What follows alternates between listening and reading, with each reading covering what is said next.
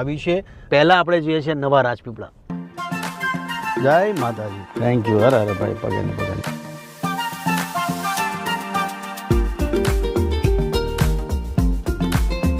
આજે નવા રાજપીપળા ગામમાં આજે ઘરની પૂજા છે. ઘર તમને બતાવું ઘર કેવું છે.